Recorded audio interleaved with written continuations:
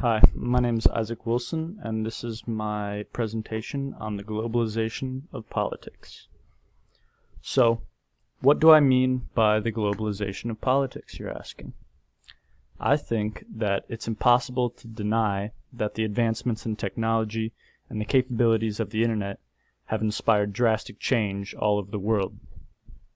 Anyone, anywhere, can read any news article, watch any broadcast, and listen to anyone speak within minutes of any event actually occurring in real time, at least in democratic countries. These developments are relatively new to the world, and the process of globalizing politics is taking place with varying degrees of success. Black Lives Matter, climate change, and gun control are sweeping across the globe, enveloping any country with a population connected to the internet.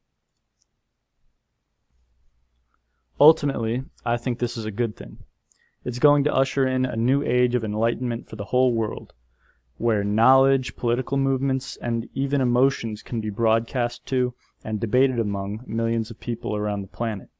It has the potential to be an incredibly productive tool for the betterment of mankind, and will allow for the coordination of political movements on a planetary scale.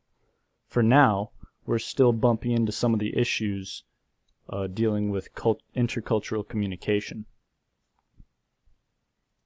Russia is dealing with this problem with typical heavy-handedness. Protests for LGBT rights, police reform, and climate change have mobilized and landed on Russian soil. A country that has historically suppressed outside influence is now learning how to deal with Western political movements. You shouldn't be surprised to hear that Russia responds to young political demonstrators with violence, water cannons, fines, and jail time. In a recent article by Voice of America News, Putin accuses the West of stoking the flames of protest across Russia. Western movements are having a severe impact on countries in the East, where issues like government reform have previously been suppressed thanks to propaganda.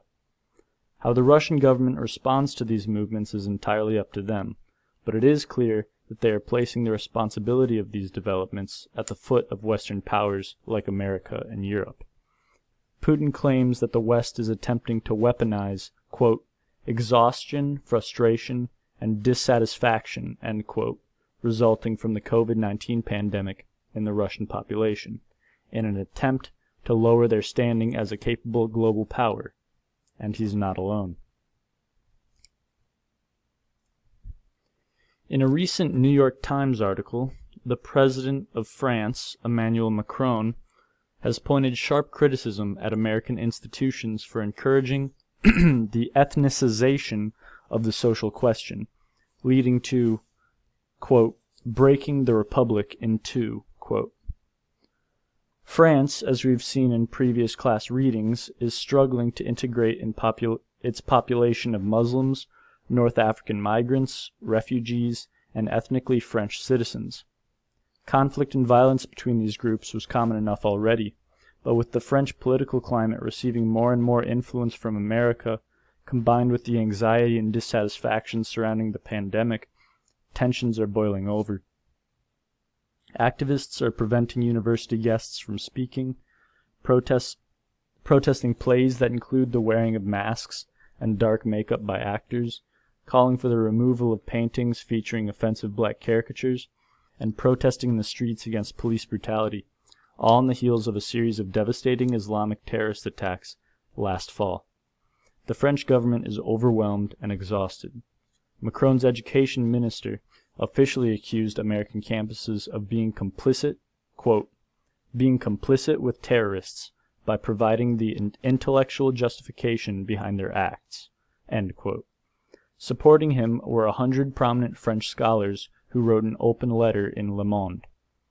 On the flip side of the coin, some people view Macron's condemnation of American universities as quote, a French establishment incapable of confronting a world in flux, end quote.